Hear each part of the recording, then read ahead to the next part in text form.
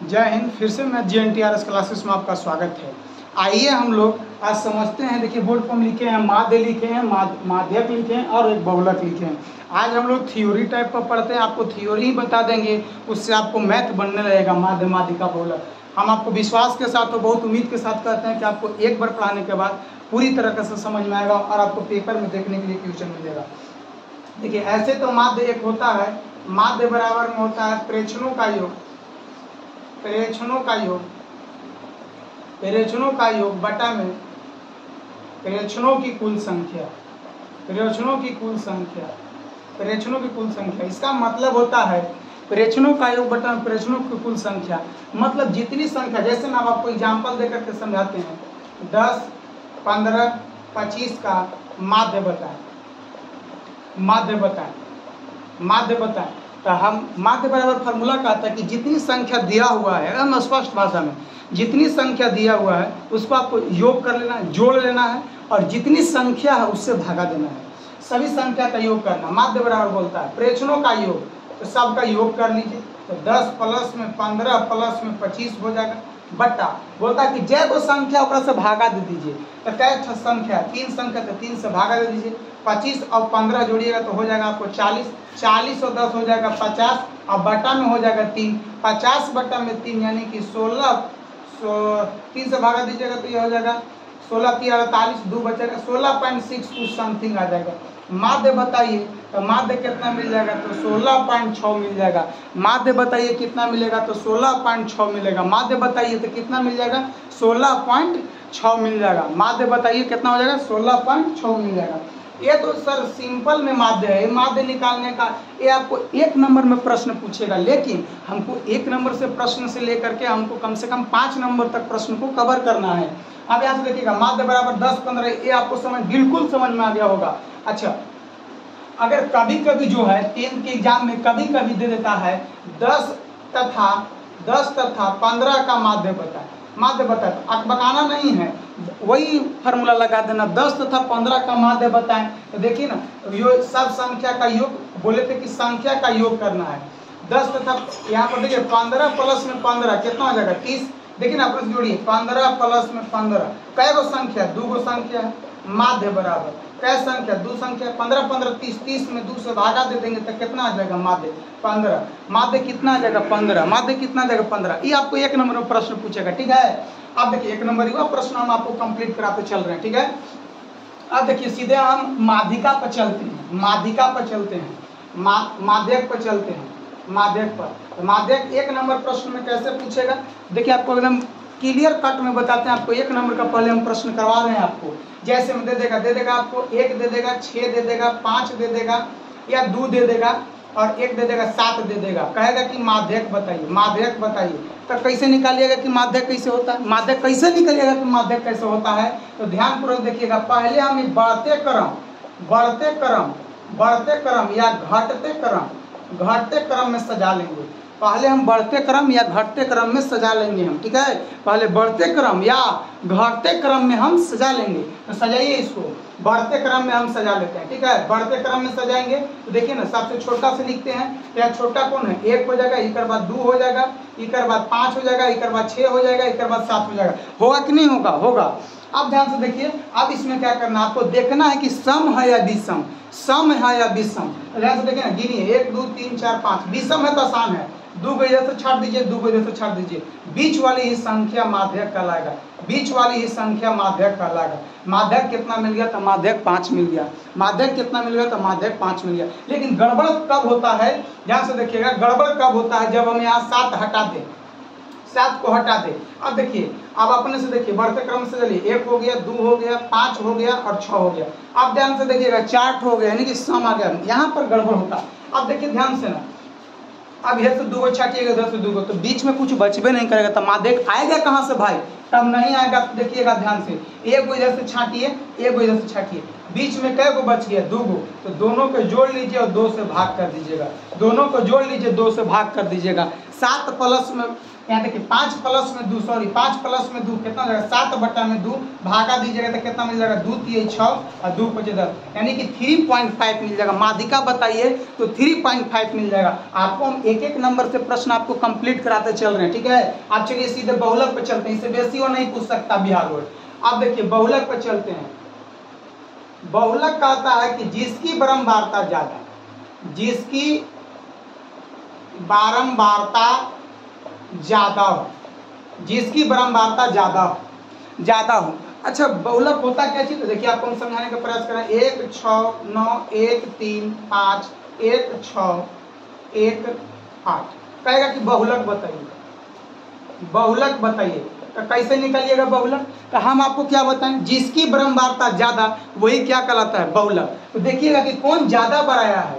एक बार, 2 बार, 3 बार, 4 बार आया है। एक कितना बार आया है, 4 बार आया है, 4 बार आया है। आओ देखिए तो 6 2 बार आया है। अच्छा सबसे ज्यादा बार कौन आया, सबसे ज्यादा बार कौन आया, 1 आया है। तो जो ज्यादा बार आएगा वही बहुलक कहलाएगा, जो ज्यादा बार आएगा वही बहुलक कहलाएगा। तो आपका बहुलक कितना मिल गया, 1 मिल गया। इससे ज्यादा आपको नहीं पूछेगा 1 नंबर में, ठीक है। माध्य माध्यिका आपको बहुलक हम क्लियर कर दिए, ठीक है।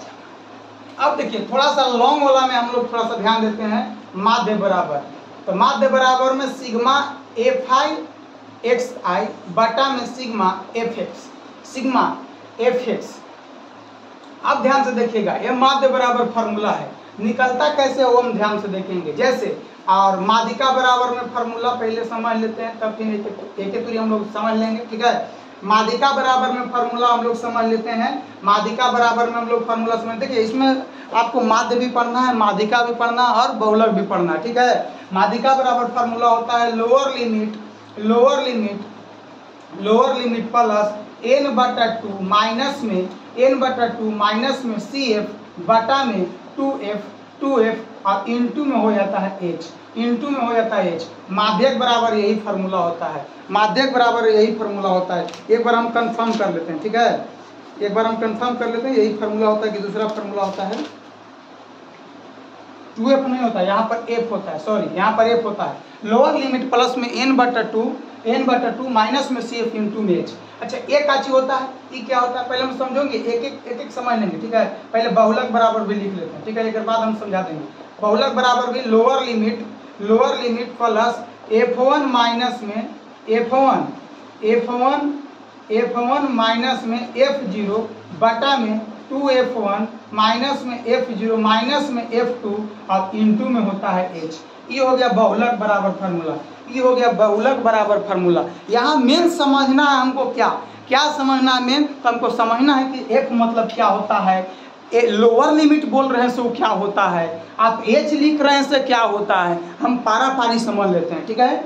अब देखिए E मतलब होता है निम्न, इसका मतलब होता है निम्न मान। क्या होता है, निम्न मान कहलाता है, निम्न मान।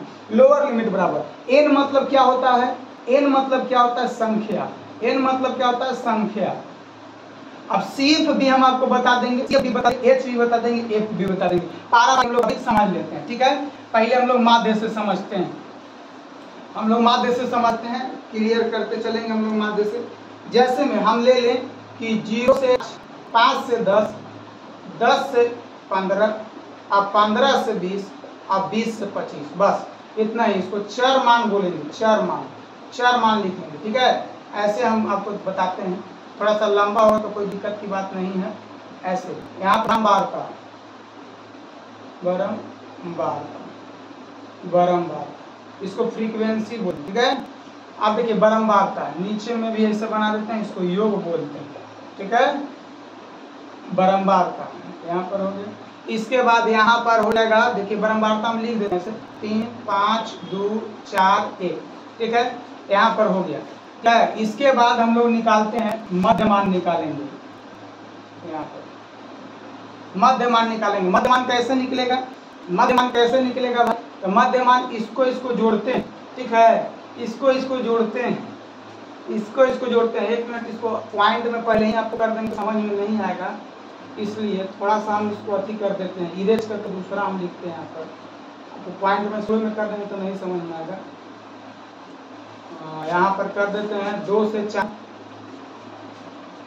या यहाँ पर कर देते हैं 0 से 2।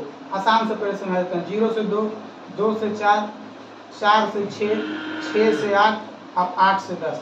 आप आसानी से समझने में आपको पहले आपको आसानी से समझते हैं। इसको जोड़ करके आधा करेंगे तो 1 मिलेगा। अच्छा 4 और 2 6 को जोड़ेंगे तो 6 के आधा करेंगे तो 3 मिलेगा।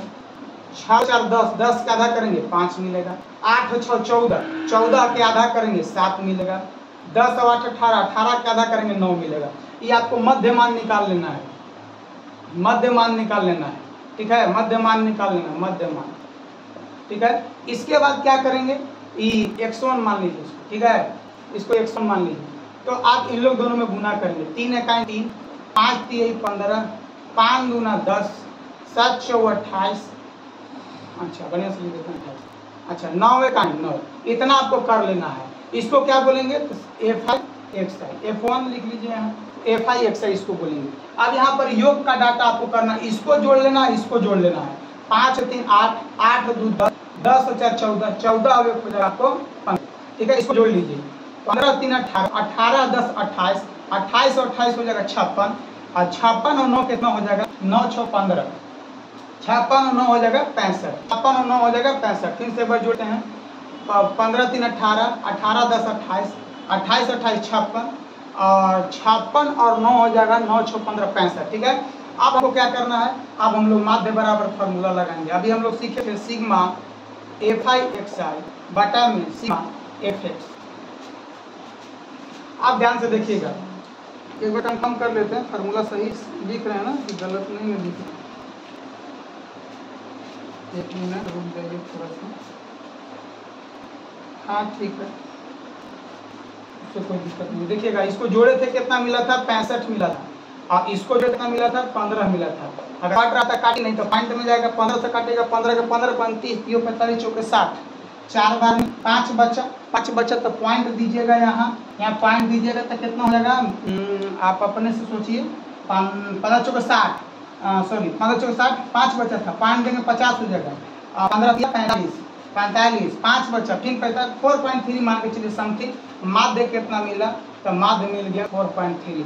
माध्य कितना मिल गया, तो माध्य मिल गया 4.3। एफ मतलब होता है बरंबारता, एफ मतलब बरंबारता। अब आप अपने से देखिएगा कि आपको माध्य निकालना हम सिखा दिए हैं, ठीक है। अगली वीडियो में आपको माध्यिका निकालने के लिए सिखाया जाएगा और बहुलक सिखाया जाएगा। आप लोगों का सपोर्ट रहा, आगे भी वीडियो बनाया जाएगा, ठीक है। और आज के लिए बस इतना ही। अगर अच्छा लगे तो लाइक शेयर कमेंट जरूर कीजिएगा। जय हिंद।